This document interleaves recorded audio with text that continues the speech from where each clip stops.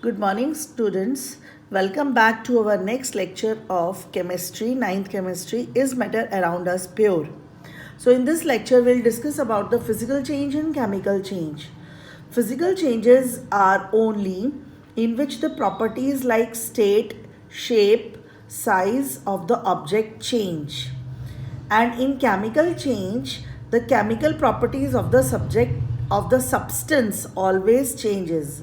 There is no change in chemical composition of the substance in physical changes, but there is always change in the chemical substance of the substance in the chemical change.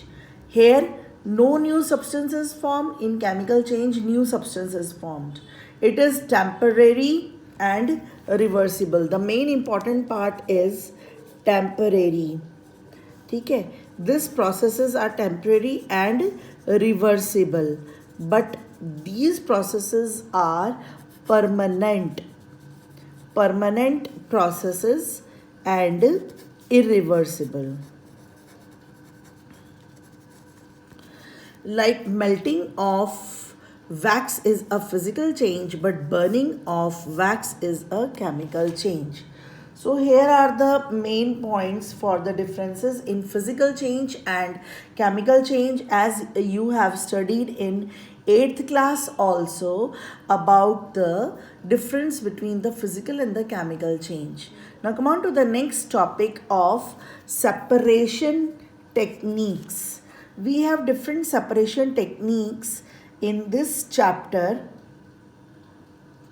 Is matter around us pure? So the first separation technique is evaporation. Evaporation, as you people know very well about the evaporation, as the name suggests, it is a process which is used to separate a solid substance dissolved in liquid. For example, you can see it's a china dish. I am heating the substance in this, and this is what the wire gauze is. My diagram is not so good, but I am roughly showing you the fact about this evaporation process. So it's a burner, and this is Bunsen burner, and this is what the stand is, and the solid substance is present in it. For example, the solid substance is salt with water. Admix salt with water, and evaporating dish है ये, इसको हम evaporating dish बोलते हैं, and it started evaporating. The water evaporate first. तो ये जब हम इसको बहुत ज़्यादा हीट करेंगे तो सबसे पहले इसमें ऊपर क्या निकलेगा? Water. So I am repeating, the evaporation is a process which is used to separate solid substances dissolved in liquid. Solid substances like salt, which is dissolved in liquid, it is based on the fact that the liquid vaporizes easily whereas solids do not. तो ये किस सिद्धांत पे काम करता है, किस principal पे काम करता है कि जो वाटर है वो पहले इवेपरेट हो जाता है और सॉलिड नीचे बेस में पड़ा रहता है. इसका एप्लीकेशन है कि जैसे हम salt from the sea water से सॉल्ट को निकालते हैं, बेसिकली वहाँ काम आता है ये. Next separation technique is centrifugation.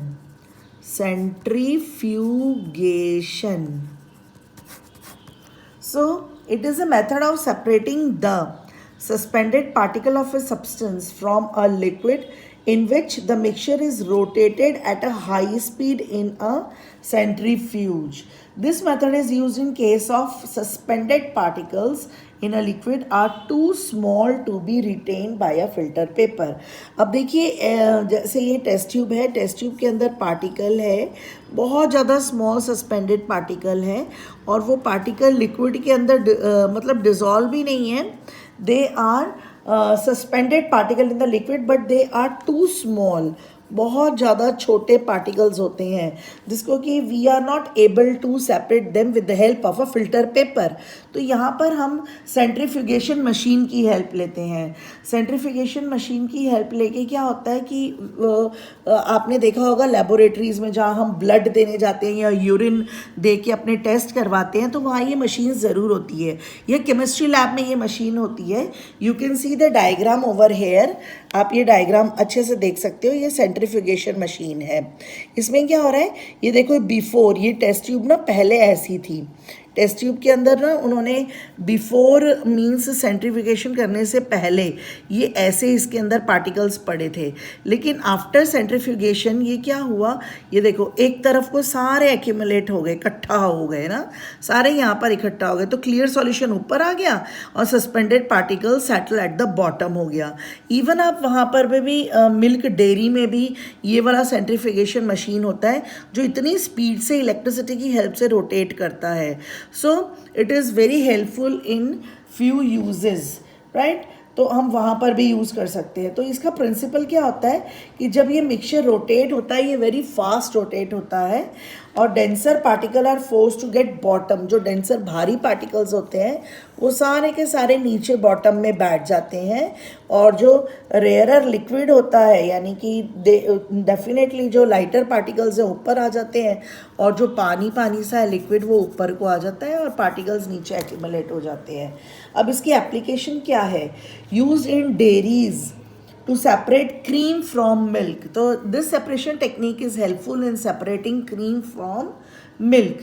Used in washing machine to squeeze out water from the wet clothes. हम वॉशिंग मशीन में आपके मम्मा भी करते हैं कि सारा पानी निचोड़ के बाहर निकाल देते हैं और आपका कपड़ा सूखा हो जाता है। सेपरेटिंग फनल, सेपरेटिंग फनल एक आपने जब देखा होगा कि जब दो इमिसिबल, अब तीसरा जो हमारा सेपरेशन टेक्निक है वो है सेपरेटिंग फनल। सेपरेटिंग फनल आपने देखी भी होगी, मैं उसका एक रफ डायग्राम आपको बना के बता देती हूँ। और ये सारे डायग्राम्स आपकी 9th क्लास की NCERT बुक में बने हुए हैं। एंड आपका आज का होमवर्क होगा कि आपने सारी सेपरेशन टेक्निक्स समझनी है, एक बार दोबारा रीड करनी है और अपनी NCERT बुक से देख के अपनी फेयर नोटबुक में ज़रूर ड्रॉ करनी है। समथिंग लाइक दिस, ऐसी होती है सेपरेटिंग फनल। ठीक है, अब मान लीजिए कि आपने 2 इमिसिबल लिक्विड्स लिए हैं। इमिसिबल क्या होते हैं, ये वो वाले लिक्विड होते हैं कि जो आपस में कभी भी घुलते नहीं हैं, मिक्स नहीं होते। फॉर एग्जांपल कौन से होते हैं वो, ऑयल विद वाटर। अगर हम पानी के साथ तेल को, ऑयल को मिक्स कर दें, है ना, तो वो इमिसिबल होता है, कभी भी आपस में मिक्स नहीं होता। तो मान लो इसके अंदर हमने ऑयल एंड वाटर दोनों आपस में मिक्स कर दिया, अब हम दोबारा इसको अलग करना चाहते हैं, मतलब सेपरेट करना चाहते हैं, तो हम कैसे सेपरेट करेंगे। So it's a separating funnel. तो इसके अंदर हमने क्या किया, एक कैरोसिन ऑयल ले लिया है, कैरोसिन ऑयल है और खूब सारा अंदर हमने डाल दिया है वाटर। दोनों को ऐसे पकड़ा फनल को और जोर जोर से मिक्स कर दिया, तो दोनों चीज़ें आपस में मिक्स हो गई। अब let it be remain there for few hours, इसको ऐसे ही पड़े रहने दो। उससे क्या होगा कि अब आपको पता है कि दोनों की डेंसिटी अलग अलग है, it depends on the different densities. और जिससे क्या होता है, एक हैवियर होता है एक लाइटर होता है, दोनों अपनी अपनी लेयर अलग बना लेते हैं, है ना। अब आपको पता है कि हैवी कौन सा होता है ना, हैवी इज़ वाटर। तो वाटर क्या होगा, हम ये वाला नॉब खोलेंगे और ये वाला नॉब खोलेंगे और वाटर नीचे आ जाएगा, कलेक्ट कर लेंगे एक बीकर के अंदर और कैरोसिन ऊपर का ऊपर फनल के अंदर ही रह जाएगा। So it is a when a mixture of two immiscible liquid is kept in a separating funnel, liquid separate out in the layer depending on their densities with the heavier forming the top layer। तो इसकी application कहाँ use करते हैं हम, extraction of iron में use करते हैं हम इसको, राइट। और एक और आज हम पढ़ेंगे वो है सब्लिमेशन। मेशन, ये हम चैप्टर 1 में भी बेटे पढ़ कर आए हैं सब्लिमेशन के बारे में। तो इसमें क्या होता है, बेसिकली एक सबलाइम मटेरियल होता है। सबलाइम मटेरियल मैंने आपको बताया था, सबलाइम मटेरियल में सबसे पहला नाम आता है नैप्थेलिन बॉल का, नैप्थेलिन बॉल्स का, या फिर आ जाता है कैम्फर का, जो इसको हम कपूर बोलते हैं, पूजा की थाली में वाइट कलर का कपूर होता है। कि सब्लिमेशन प्रोसेस का क्या एक स्पेशलिटी होती है कि directly the substance changes from solid to gas, they bypasses the stage of liquid, liquid stage को तो वो आने ही नहीं देते, सीधा सॉलिड से गैस में कन्वर्ट हो जाते हैं।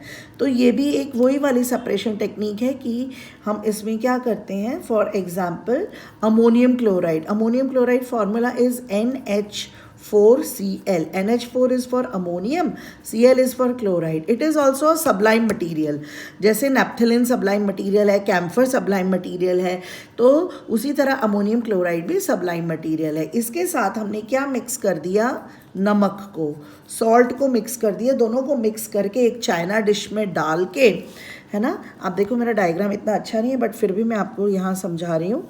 यहाँ चाइना डिश में हमने क्या किया, NH4Cl प्लस सॉल्ट, सॉल्ट यानी कि NaCl, दोनों को मिक्स कर दिया और यहाँ से नीचे से हीट करना स्टार्ट कर दिया। ये मेरा बर्नर है और इसको हीट लग रही है, अब ये गर्म हो रहा है।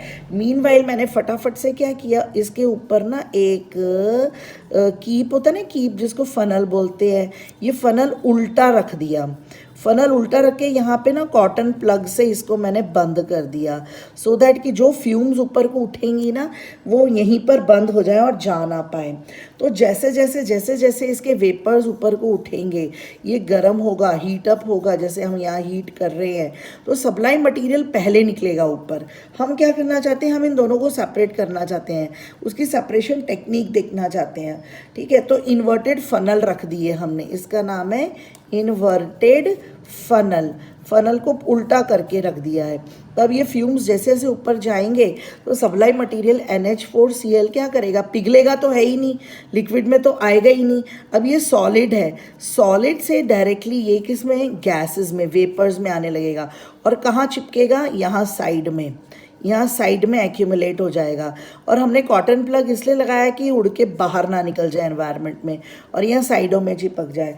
तो इस तरीके से अब नीचे क्या पड़ा रह जाएगा, सिर्फ सॉल्ट रह जाएगा और ऊपर सब्लाइम मटेरियल ऊपर चला जाएगा। So this is another separation technique. तो आज आप लोगों ने ये, इसका एप्लीकेशन हम कहाँ यूज़ करते हैं, आयरन फिलिंग्स और कैम्फर को अलग करने में, है ना, और या फिर mixture of salt and ammonium chloride को दूर करने में। तो आज का हमारे लेक्चर में आपने क्या क्या पढ़ा, the difference between physical change and chemical change and the separation technique of evaporation, centrifugation, separating funnel and sublimation. तो 4 सेपरेशन टेक्निक्स आज हमने पढ़ी हैं। इन चारों को आप अपनी नोटबुक में लिखोगे, चारों के डायग्राम्स बनाओगे और चारों को समझोगे। और फिर भी 9th क्लास स्टूडेंट्स, आपको अगर कोई प्रॉब्लम आती है तो आप ज़रूर मुझसे पूछोगे, मुझे पर्सनल मैसेज करके। इनके डायग्राम्स भी बने होने चाहिए। Okay, thank you.